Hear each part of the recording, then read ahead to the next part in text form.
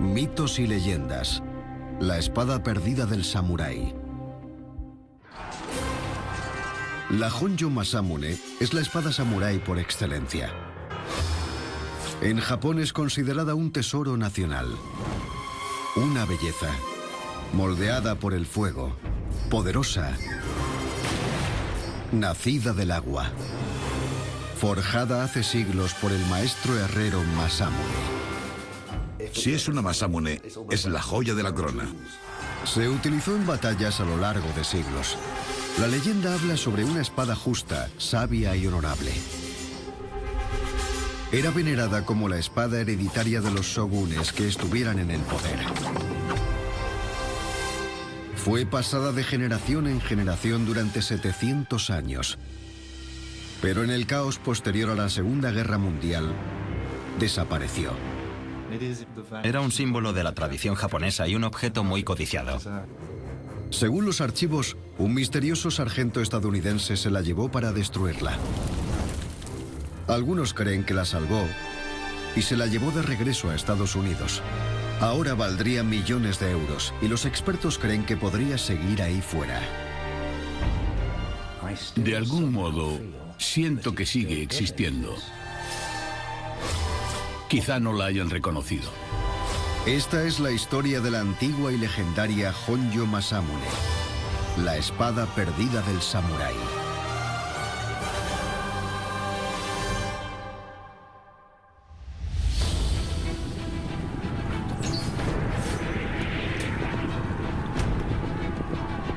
A finales del siglo XIII, los gobernantes de la provincia Kamakura, cerca de Tokio, tenían un grave problema: las hordas invasoras mongolas de Kublai Khan.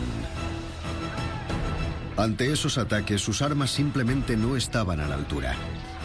Cuando se produjo la invasión mongola, las espadas japonesas eran bonitas y esbeltas, pero se rompían al chocar con las armaduras.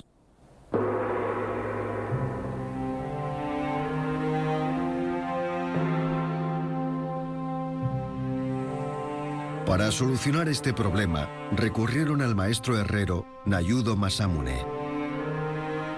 La misión de Masamune era rediseñar la espada japonesa para que resistiera las armaduras y pudiera matar a los invasores mongoles. Masamune desarrolló técnicas que jamás habían sido superadas. Primero, martilleaba acero con alto contenido en carbono al rojo vivo hasta conseguir una gruesa barra rectangular. Luego la cortaba y la doblaba una y otra vez. Forjó una espada cuya hoja estaba compuesta por más de 30.000 capas. El contrafilo romo y el cortante filo tenían diferentes propiedades. Y estas no se debían al calor del fuego, sino a cómo templaba el acero en el agua. Como el filo se endurecía rápidamente, era muy duro, casi tanto como el cristal. Pero era quebradizo. El contrafilo, romo y más grueso, se enfriaba más lentamente. Eso cambiaba la estructura del propio hierro, haciendo que fuera mucho menos duro, pero más flexible que el vulnerable filo. La parte trasera, como se enfriaba lentamente, era dura y maleable, lo que evitaba que el filo se quebrara. Durante la batalla el filo se usaba ofensivamente para cortar, ya que era rígido y muy afilado. El contrafilo se usaba de forma defensiva, como un escudo, ya que debido a su flexibilidad absorbía el impacto. Pero para superar a las armaduras mongoles, Masamune hizo sus espadas más anchas para que fueran más fuertes, la punta más larga para que se clavara mejor y la curva más pronunciada para facilitar su reparación.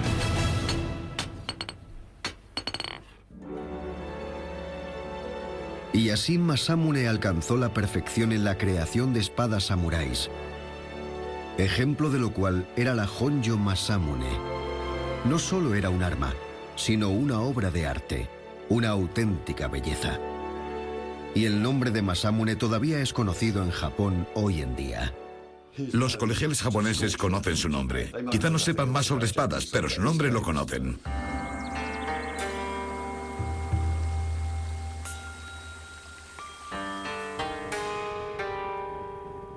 Los libros de historia no recogen el momento exacto en que Masamune sacó de su forja la espada que sería su obra más sublime, la Honjo Masamune. Fue alrededor del año 1300, pero no se sabe con exactitud.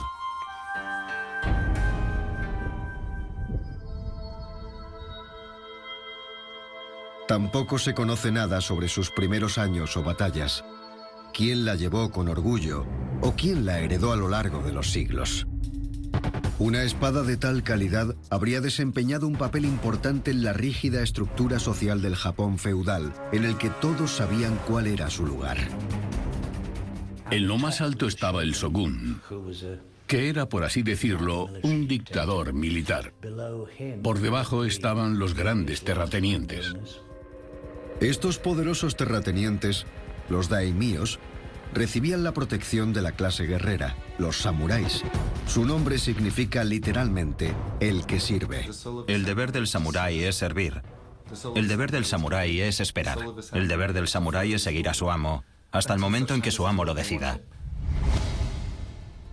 La espada era una parte esencial del atuendo de un samurái, el uniforme de su clase. Su espada era una parte importante de su identidad. Su espada era algo más que un arma. Era su posesión más preciada. La describían como el alma de un samurái. La espada era algo muy importante para un samurái porque determinaba su rango. Era como un símbolo de su estatus. Igual que la vida de un samurái pertenecía a su amo, las vidas de aquellos que tenían un rango inferior, granjeros y campesinos, le pertenecían a él. Los samuráis podían cortar a cualquiera sin necesitar una excusa. Si un campesino insultaba a un samurái, este podía cortarle sin más.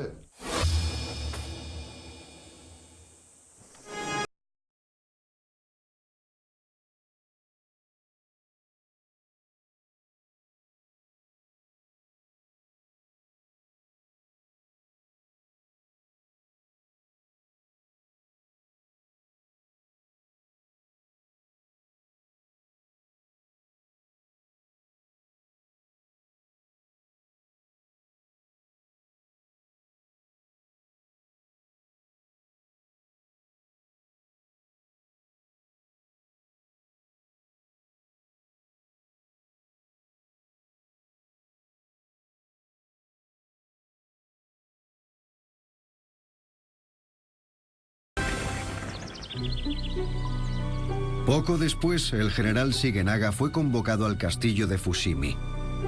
Como no tenía mucho dinero, vendió la valiosa espada por 13 monedas de oro.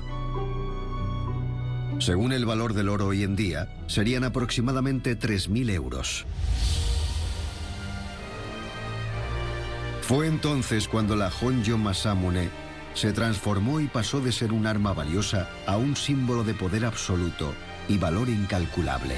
La espada superlativa se convirtió en el regalo por excelencia para ascender en la escala social. Los nobles de más rancio abolengo la regalaban como muestra de su aprecio. Finalmente fue recibida como tributo por el señor de la guerra Tokugawa Ieyasu. Con la Honjo Masamune en su poder, Tokugawa Ieyasu estaba a punto de cambiar el curso de la historia japonesa.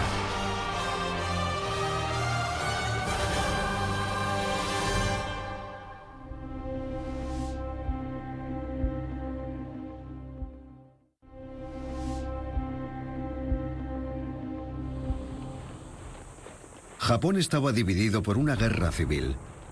Daimios contra daimios, samuráis contra samuráis, cada uno luchando por su señor hasta la muerte.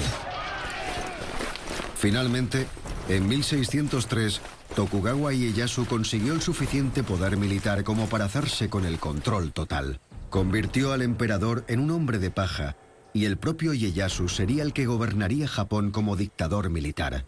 Él era el shogun. Japón estuvo en guerra 150 años entre los siglos XV y XVI. El mayor logro de Tokugawa consistió en pacificar el país, por así decirlo.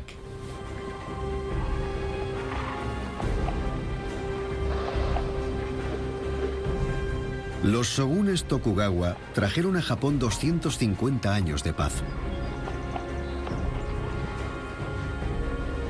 Su espada ceremonial era la Honjo Masamune. A lo largo de los siglos, los sucesivos shogunes fueron heredando la espada, pasándola de generación en generación. Incluso después de la caída del poder de los Tokugawa, en 1868, la gran espada siguió formando parte del legado de esta aristocrática familia hasta el siglo XX. En 1939, en Tokio fue nombrada Tesoro Nacional de Japón, una superviviente a 700 años de turbulenta historia. Fue solo durante el caos de la Segunda Guerra Mundial cuando empezó el misterio de la Honjo Masamune, con su desaparición.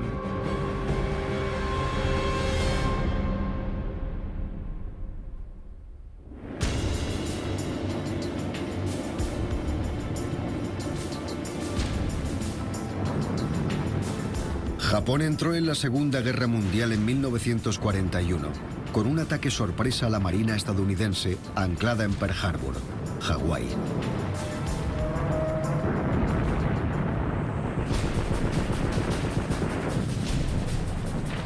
Mientras Japón enviaba millones de tropas a la batalla, los altos mandos fomentaban el reclutamiento y elevaban la moral promoviendo los ideales del antiguo pasado japonés, el bushido, el camino del guerrero y las heroicas hazañas de los samuráis, y empezaron a entregar espadas. Como estaban reclutando a personas que no tenían ningún tipo de experiencia militar, el simple hecho de reclutarles, entregarles una espada o permitirles llevar una apuesta era una manera de aumentar su estatus y darles algo de lo que enorgullecerse. Cada oficial tenía que llevar una espada como parte de su uniforme. El número necesario de espadas era enorme. Así que estas modernas espadas militares no fueron forjadas a mano por artesanos a la manera tradicional. Muchas espadas de oficiales fueron fabricadas en masa con piezas de acero, normalmente de vías férreas. Muchas las hicieron en fábricas y las espadas de los suboficiales fueron hechas en fábricas con acero normal. Se calcula que durante la Segunda Guerra Mundial, los militares japoneses usaron hasta 2 millones de espadas. El simbolismo de la espada siguió siendo utilizado por la propaganda japonesa durante la Segunda Guerra Mundial. El piloto de la portada de la revista de propaganda japonesa Front, en 1943, lleva su espada en el centro de la foto como símbolo de honor, justicia y espíritu de lucha. Es una imagen muy bien formada, una composición muy artística y muy eficaz. Pero no es cierta. Así no era como los pilotos se subían a sus aviones, es un montaje. Pero los mitos samuráis sobre el sacrificio eran muy útiles para que los pilotos se armaran de valor antes de meterse en la cabina de un avión en el que quizá iban a morir.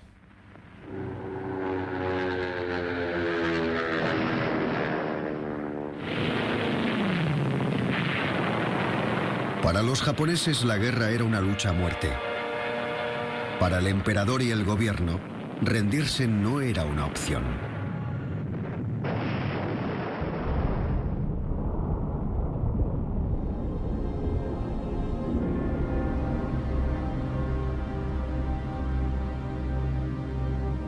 El 6 y el 9 de agosto de 1945, un avión estadounidense B-29 lanzó sendas bombas nucleares en 2 ciudades japonesas, Hiroshima y Nagasaki.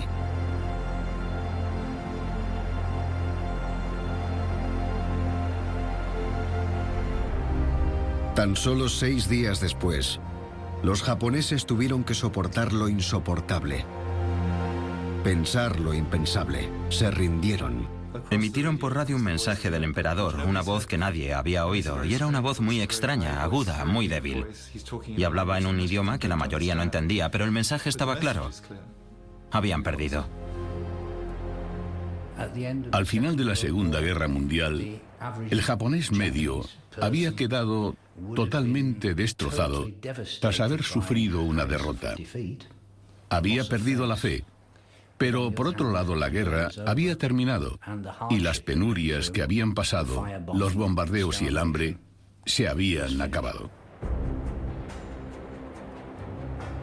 Y no era la primera vez en la historia de Japón que el emperador tuvo que hacerse a un lado para dejar sitio a un poderoso shogun. Shogun era un título muy antiguo en la historia japonesa. No solo significa comandante militar, sino dictador supremo. Y el hombre que los Estados Unidos habían enviado para gobernar sobre el ocupado Japón, ciertamente lo era. El general de 5 estrellas Douglas MacArthur. Vieron a un hombre blanco estadounidense muy alto saliendo de un avión de una manera muy teatral, vestido de una forma muy peculiar con la camisa sin abrochar y era como el nuevo en la ciudad. MacArthur era un dictador, el comandante supremo. Era una época caótica y a MacArthur le habían encargado un trabajo muy particular. Era consciente de lo que tenía que hacer, muy carismático y muy hábil. Por ejemplo, hay una fotografía muy famosa de MacArthur junto al emperador, que lleva chaqué, va vestido de manera muy formal, y MacArthur lleva el cuello de la camisa abierta y es mucho más alto que él. Por supuesto, era su manera de dejar las cosas claras. MacArthur aceptó de forma oficial la rendición japonesa en una ceremonia a bordo del USS Missouri, en la bahía de Tokio, el 2 de septiembre de 1945. Es mi más sincera esperanza, y de hecho, la de todo el género humano, que en esta solemne ocasión emerja un mundo mejor de la sangre y las masacres del pasado.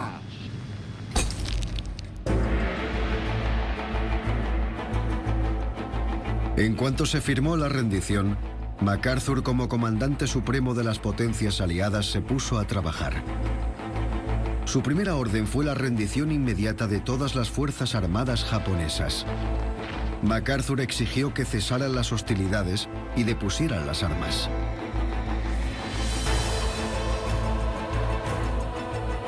Al principio de la ocupación había 2 objetivos principales. El primero y más urgente era la desmilitarización, quitarles las armas para asegurarse de que no volvieran a hacerlo.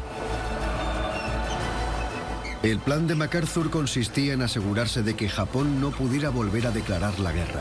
La desmilitarización y el desarme total eran primordiales.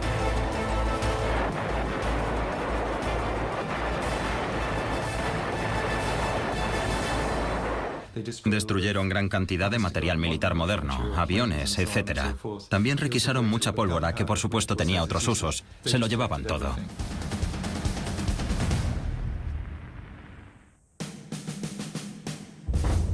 MacArthur pronto había destruido cientos de barcos y miles de aviones. Pero ¿qué iba a hacer con todas las espadas?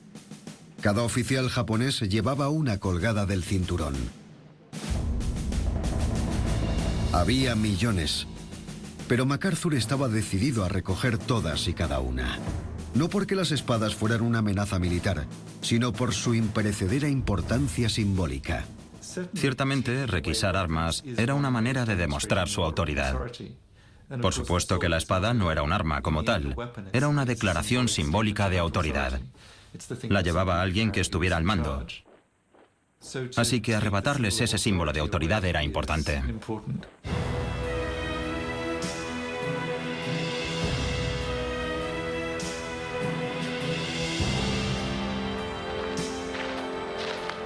Los victoriosos aliados organizaron ceremonias de rendición por todo el Pacífico. En países como Sumatra, Birmania y Malasia, soldados japoneses sufrieron la humillación de tener que deponer sus preciadas espadas ante los americanos. Lo que los aliados no comprendieron es que algunas de las espadas no eran modernas armas fabricadas en masa, sino antigüedades de gran valor hechas a mano. Algunas familias, al principio de la guerra, tenían sus propias espadas que llevaban en la familia muchísimas generaciones y que posiblemente se habrían usado en batallas del pasado. Se las llevaron a la guerra para retomar una tradición de varios siglos de antigüedad usando las espadas de sus ancestros durante la batalla.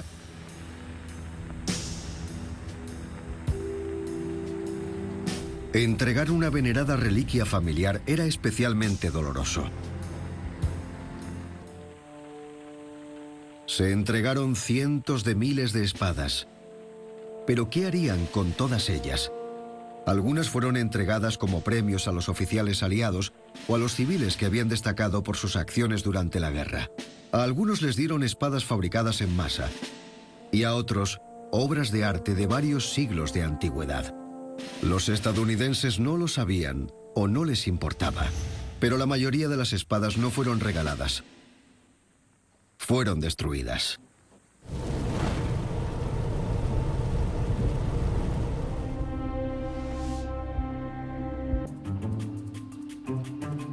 La orden de requisar todas las espadas no tenía otro significado y se cumplió de manera indiscriminada. Reliquias familiares que decoraban hogares y obras maestras fueron incautadas tan rápidamente como las espadas militares. Los encargados de recoger las espadas, como con una red de arrastre, eran funcionarios de bajo nivel. Estaban muy presionados y, como podéis imaginar, no contaban con mucho tiempo. No sabían lo que se traían entre manos. Los dueños de las espadas recibieron órdenes de llevarlas a puntos de recogida como comisarías. Incluso la familia aristocrática de los Tokugawa, que antaño fueron shogunes que gobernaron Japón, no fue una excepción. Las instrucciones eran la ley y les ordenaron que entregaran todas sus espadas, incluida la legendaria Honjo Masamune. En Japón estaban indignados. ¿De verdad iban a renunciar a sus espadas para dárselas a los americanos que no apreciaban ni su historia ni su simbolismo? Gente influyente, coleccionistas y conservadores de museos no tardaron en presentar quejas ante el comandante supremo de las potencias aliadas en referencia a ese ataque al legado japonés. Rápidamente descubrieron que habría repercusiones, que era una acción indiscriminada y que estaban enfadando a algunas personas. Por supuesto, se enteraron rápidamente de que a los japoneses no les gustaba que les quitaran sus espadas. Había coleccionistas de espadas japonesas cuyas valiosas colecciones habían sido incautadas. Una figura clave que intentó salvar espadas como la Honjo Masamune fue el Dr. Junji Homa, del Museo de Tokio. Se reunió con el comandante de la policía militar, el coronel Victor C. Caldwell, del 8º Ejército estadounidense, el oficial al mando de la recogida de armas. El Dr. Homa le explicó que algunas espadas eran antigüedades de un arte casi desaparecido, como las catedrales occidentales, un vívido símbolo que era una extensión del propio samurái, que había influido en el arte y la literatura japonesa.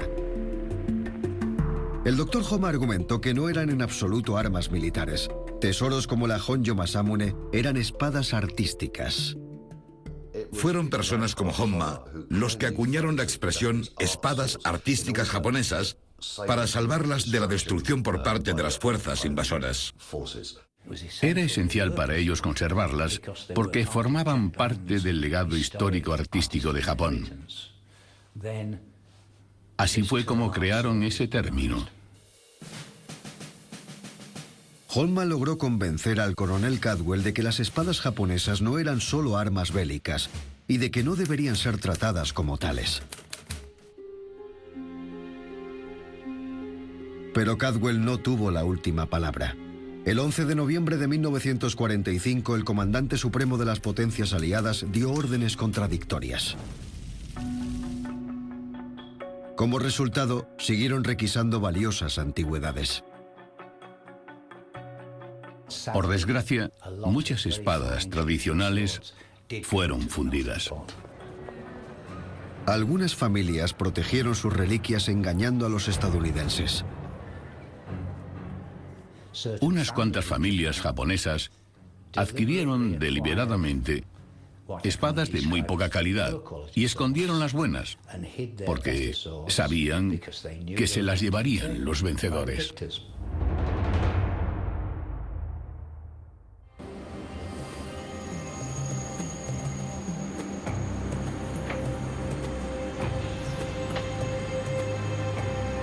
Pero la familia Tokugawa no fue una de ellas. Actuaron de manera más honorable y acataron el último edicto del general MacArthur.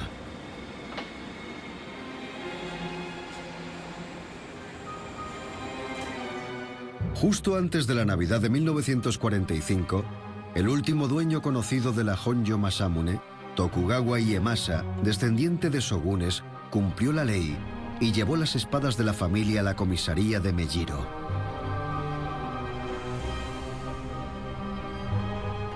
La familia seguía teniendo la espada y así podía hacer algo útil y cumplir con su deber. Tenía un gran valor simbólico que una de las familias militares más antiguas de Japón, por no decir la más importante, renunciara al símbolo de la autoridad ante los invasores para que Japón pudiera comenzar un nuevo camino.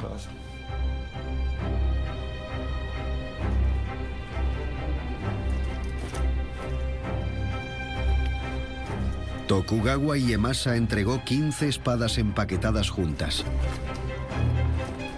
Y entre ellas estaba la mejor espada jamás fabricada, la Honjo Masamune.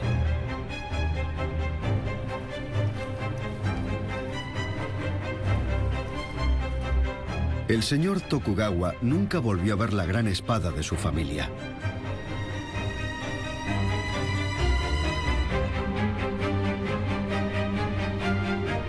La Honjo Masamune desapareció, y así entró en el reino de las conjeturas y el misterio.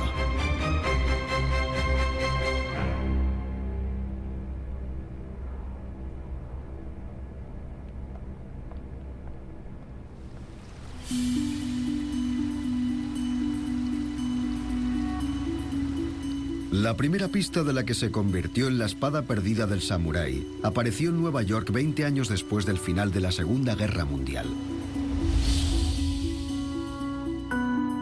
En la edición de agosto de 1966 de Saga, una revista estadounidense de aventuras y misterios, apareció un artículo que enumeraba los tesoros nacionales japoneses que desaparecieron tras la guerra.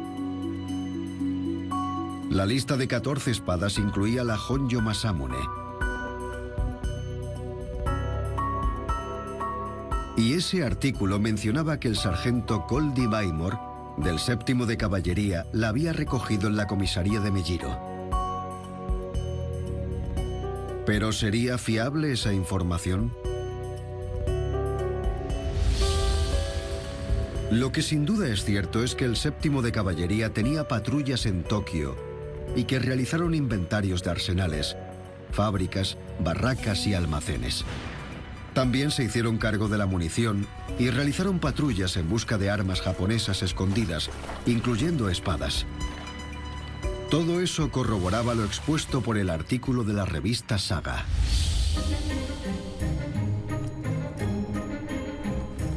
La siguiente pregunta es, ¿se llevó el sargento Coldy Baymore la espada de la comisaría?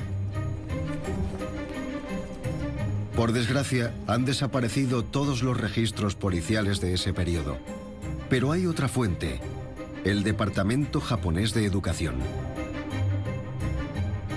Sus archivos de la época dejan claro que el sargento Baymore se llevó la Honjo Masamune de la comisaría de Mejiro. ¿Pero dónde se la llevó?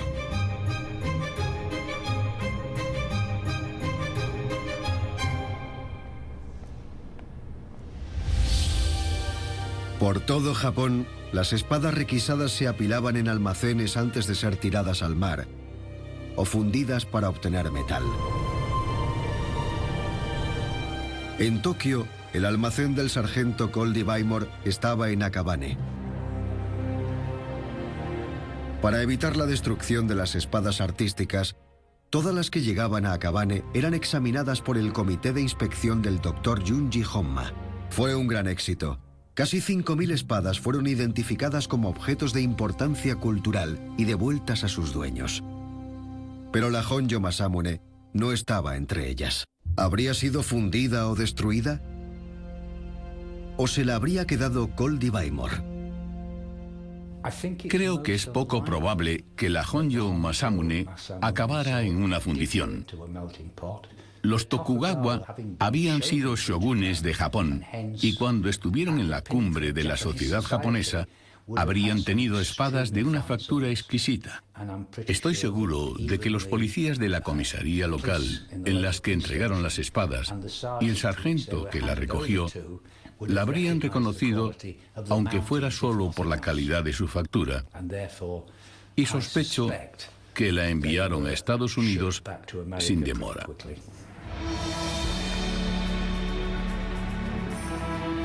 Lo que es cierto es que en el ejército estadounidense imperaba un sistema oficial de trofeos bélicos. Un soldado que hubiera participado en la contienda del Pacífico podía, con el permiso adecuado, llevarse a casa la pistola y la espada de un enemigo como recuerdo personal. La mayoría de esos hombres se llevaron espadas fabricadas en masa, nada especial. Pero algunos soldados tenían, sin saberlo, obras de arte antiguas de gran valor cultural y monetario. Es muy posible que Coldy Bymore se llevara a la Honjo Masamune como souvenir. De ser así, la pregunta sería ¿cuándo volvió a casa el sargento Bymore? ¿Y si se llevó la Honjo Masamune con él?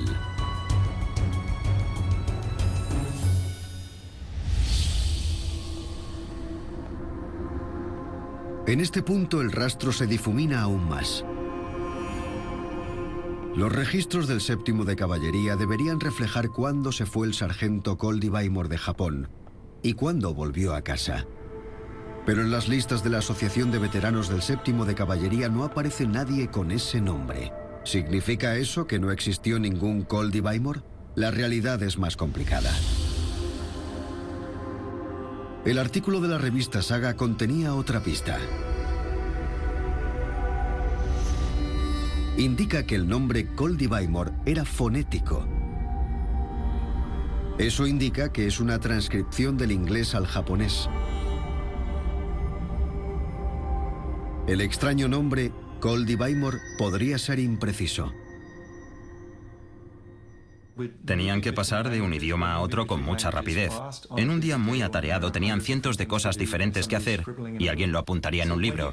Así que al oír el nombre que nos llegó, lo primero que se me ocurrió es que no era un nombre estadounidense, que hubo un problema de transcripción. Los japoneses habían desarrollado alfabetos fonéticos para transcribir el inglés y otros idiomas. Los caracteres no son palabras, como en japonés, sino que representan sonidos concretos, aunque no es muy preciso. Para apuntar el nombre del sargento, lo que algún japonés habría hecho sería escribir el nombre en un silabario japonés. Un alfabeto, pero se llama silabario, porque es una manera de transcribir el inglés al japonés. Este sistema de transcripción no es ni mucho menos perfecto, ya que algunos sonidos japoneses no existen en inglés y otros ingleses no tienen equivalente japonés. El nombre podría no ser Coldy Bymore, sino algo que sonara parecido. Si nos imaginamos el momento en el que se escribió, podría sonar algo como Gorudi Bymore, o puede que Bymore.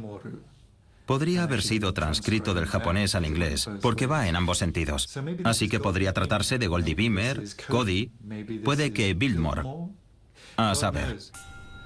Si el sargento estadounidense hubiera dicho, me llamo Goldie Bymore, el japonés habría dicho Gorudi Bimeru y lo habría puesto en esos caracteres que llegaron transcritos hasta nosotros.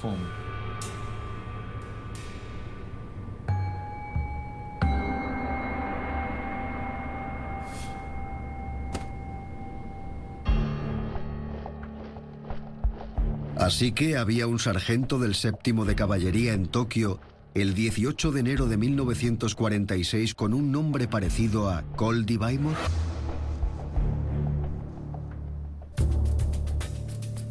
Por desgracia, los registros de los sargentos del comandante supremo eran destruidos de manera rutinaria. El verdadero nombre del sargento nunca fue encontrado. Aún así, muchos creen que la Honjo Masamune todavía podría aparecer.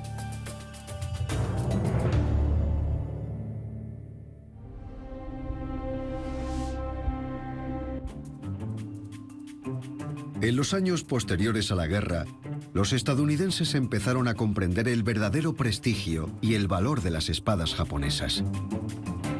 El presidente Truman recibió una espada de 650 años de antigüedad envuelta en una tela de seda de 350 años como recuerdo de la guerra.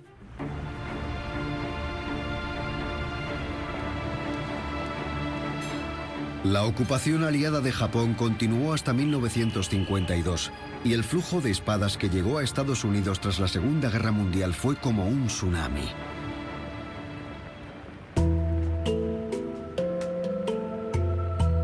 El puñado de entusiastas de espadas que sabían reconocer las características de una buena calidad tuvo la oportunidad de ganar mucho dinero. Podía comprar espadas un día por 15 libras y venderlas al día siguiente por 300 o algo así. Era algo increíble. Los comerciantes descubrieron que escondidas entre la oleada de armas confiscadas había espadas de importancia histórica esparcidas por todo Estados Unidos.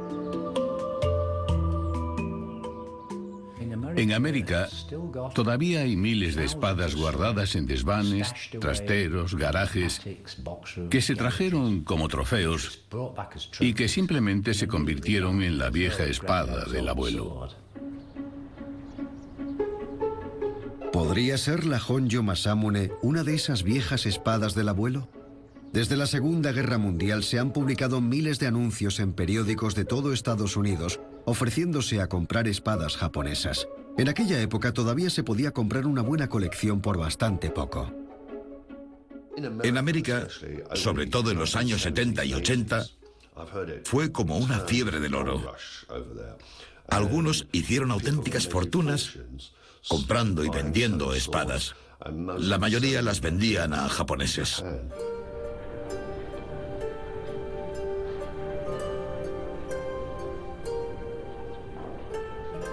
En ese mercado aparecieron algunas espadas muy importantes.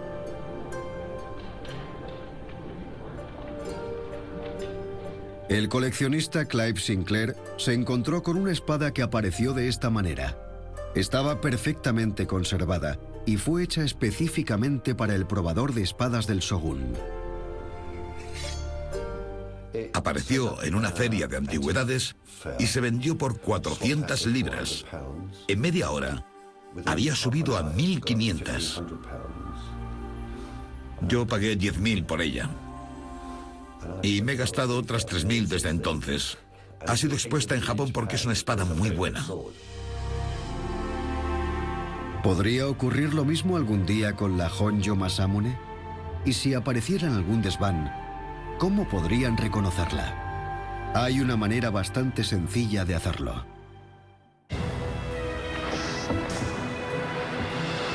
Hace 700 años, cuando Masamune sumergió la espada al rojo vivo en agua fría, consiguió un arma muy afilada.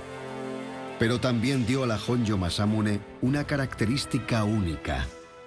Si apareciera una espada que supuestamente fuera la Honjo Masamune, como era un tesoro nacional, antes de la guerra se hicieron dibujos muy precisos de su forma, de la curvatura del borde romo, que se podría usar para compararlos con la espada y determinar si se tratara de ella o no.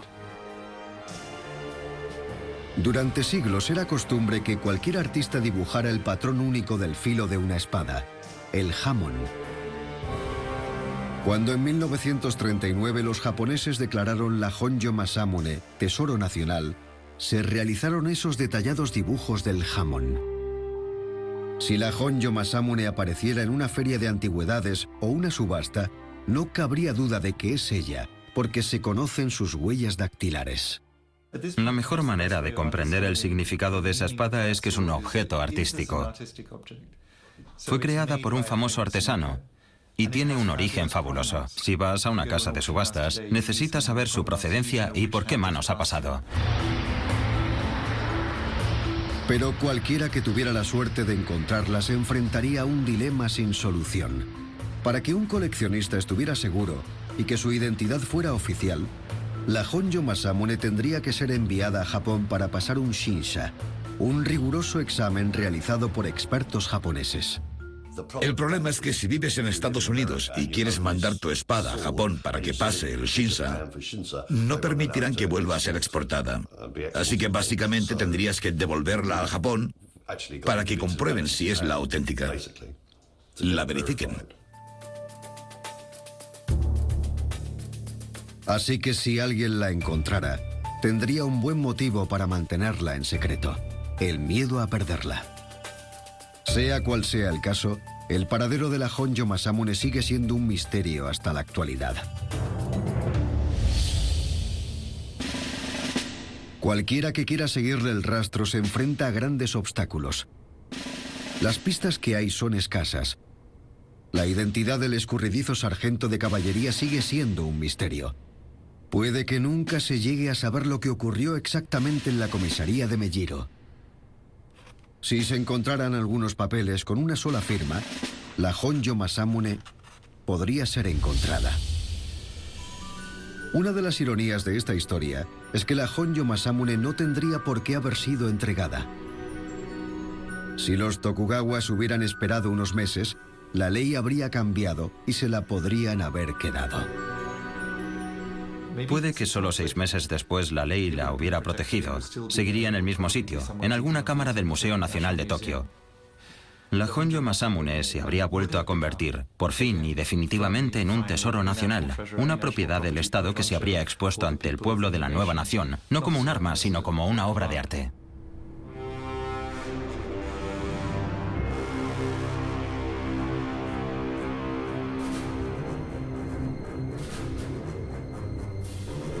Hay otra ironía.